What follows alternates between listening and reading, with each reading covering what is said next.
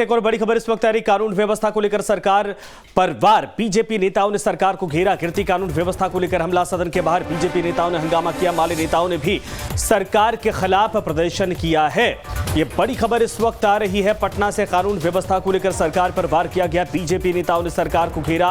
गिरती कानून व्यवस्था को लेकर हमला किया गया। सदन के बाहर बीजेपी नेताओं का हंगामा और बीजेपी नेताओं के साथ माले नेताओं ने भी, यानी मार्क्सवादी कम्युनिस्ट पार्टी के नेताओं ने सीपीआई एमएल की तरफ से भी ये दरअसल सरकार के खिलाफ लॉ एंड ऑर्डर को लेकर यह प्रदर्शन किया गया है। सरकार के कान पर जू नहीं रेग रहा है। आपने देखा कि तुषार हत्याकांड में भी कल हम सब नेता प्रतिपक्ष के नेतृत्व में गए थे और अभी तक मात्र एक गिरफ्तारी हुई है, लेकिन जिस प्रकार से इस हत्या को अंजाम दिया गया इसमें कहीं न कहीं उसके अन्य सहयोगी भी हैं और जिसे सरकार या पुलिस उसे छिपाना चाह रही है। और आपके माध्यम से हम सब उस पीड़ित परिवार और उसके पिता और उसके परिवार को 50 लाख रुपया मुआवजा राशि। कानून व्यवस्था गिरती जा रही है, उसको लेके भी हम लोग प्रदर्शन कर रहे हैं। हमारे साथी लोगों ने पोस्टर हाथ में लिया हुआ है, जिसे तुषार की हत्या हो गई तो तुषार की हत्या का जिम्मेदार वहाँ के परिजनों से हम लोग रात में 5 विधायक मिलने गए थे। सूत्र से पता चलता है कि वो जो हत्यारे हैं मुकेश कुमार, उस हत्यारे का भाजपा आरएसएस से संपर्क है। इसलिए हम लोग मांग करते हैं कि ये उच्च स्तरीय जांच हो, सीबीआई के जांच के जरिए हत्यारे का चरित्र और राजनीतिक जो संलिप्तता है उसकी वो भी उजागर हो। रितेश हमारे साथ है। रितेश, एक तरफ बीजेपी सरकार को घेर रही है पूरे मामले पर बच्चे की हत्या के बाद से, लेकिन उधर माले भी प्रदर्शन कर रही सरकार के खिलाफ, लेकिन बीजेपी पर आरोप लगा रही कि इस पूरे मामले पर कहीं साठगांठ या कहीं संपर्क की खबर है, जिसको लेकर सीबीआई जांच की मांग सरकार इसकी संस्तुति करवाए। आज सरकार कानून व्यवस्था को लेकर कहा जाए कि सदन से लेकर सदन के बाहर तक इस वक्त घिरती नजर आ रही है।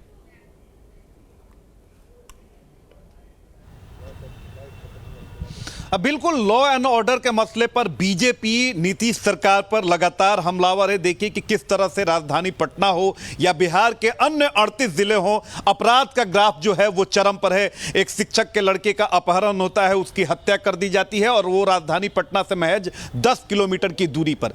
दूसरी तरफ देखिए कि एक डॉक्टर है, उनका क्या हुआ है अब तक ये पता नहीं चल सका है कि वो सकुशल हैं या कहाँ गए हैं, आज तक पता नहीं चल सका। इसके अलावा बिहार के अलग अलग जिलों में देखिए कि किस तरह से हत्या, लूट, अपहरण की वारदातें सामने आ रही हैं, जिसको लेकर विपक्ष बीजेपी लगातार हमलावर है। सदन के अंदर भी बीजेपी ने प्रदर्शन किया, इस मांग को लेकर लगातार सरकार को घेरने की कोशिश की। सदन के बाहर भी बीजेपी विधायकों ने हंगामा किया और लॉ एंड ऑर्डर के मसले पर सरकार को चारों तरफ से घेरा। लेकिन सबसे बड़ी बात है कि बीजेपी को माले विधायकों का भी, माले का भी समर्थन मिला। माले जो सरकार में महागठबंधन की हिस्सा है, उसका भी कहना है कि लॉ एंड ऑर्डर को लेकर सरकार को अब कुछ गंभीर और ठोस कदम उठाने होंगे, क्योंकि बिहार में लगातार अपराध का ग्राफ बढ़ रहा है। हालांकि अगर बात करें तो इसमें राजनीति भी खूब होती हुई दिखी, क्योंकि अगर देखा जाए तो आरजेडी सदस्यों का यह कहना है कि बिहार में जितनी भी आपराधिक घटनाएं हो रही हैं उसमें बीजेपी का ही हाथ है। वो सरकार को बदनाम करना चाहती है। देखिए कि बेटा में जो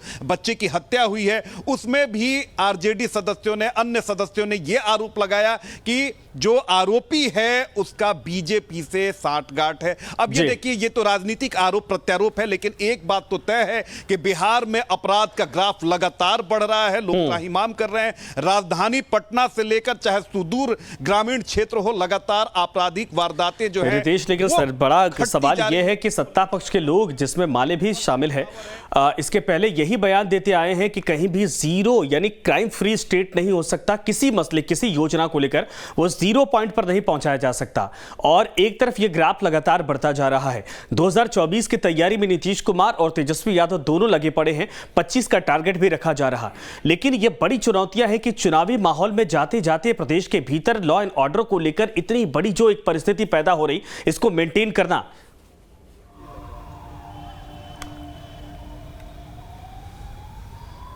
बिल्कुल, देखिए सबसे बड़ी बात है कि सुशासन मुख्यमंत्री नीतीश कुमार की, नीतीश सरकार की यूएसपी रही है। साल 2005 में जब मुख्यमंत्री नीतीश कुमार ने बिहार की सत्ता संभाली, उस समय उन्होंने वादा किया था कि 3 महीने के अंदर बिहार से अपराध का खात्मा कर दूंगा, और उसमें उन्हें काफी हद तक सफलता मिली। अपहरण जो है वो बीते दिनों की बात हो गई, हत्या बीते दिनों की बात हो गई थी। और ये बात सही है कि किसी प्रदेश में क्राइम के ग्राफ को आप जीरो नहीं कर सकते हैं, लेकिन क्राइम पर आप अंकुश लगा सकते हैं, अपराधियों पर आप नकेल कस सकते हैं। लेकिन ऐसा नहीं है कि महागठबंधन की सरकार आई है तब से बिहार में अपराध का ग्राफ बढ़ा है। जब बीजेपी भी साथ में थी तब लगातार अपराध का ग्राफ जो है वो बढ़ता हुआ ही दिख रहा था, चाहे हत्या हो, अपहरण हो या अन्य जो आपराधिक घटनाएं हैं उनमें लगातार इजाफा हो रहा है। और कहीं ना कहीं जो मुख्यमंत्री नीतीश कुमार की जो यूएसपी सुशासन हुआ करती थी, आज उस सुशासन पर गंभीर सवाल है। सवाल खड़े हो रहे, बिल्कुल सही रितेश आपने कहा। धन्यवाद इस पर तमाम जानकारी के लिए, बातचीत करने के लिए। जाहिर सी बात है, कुल मिलाकर यह है कि बीजेपी की तरफ से और माले की तरफ से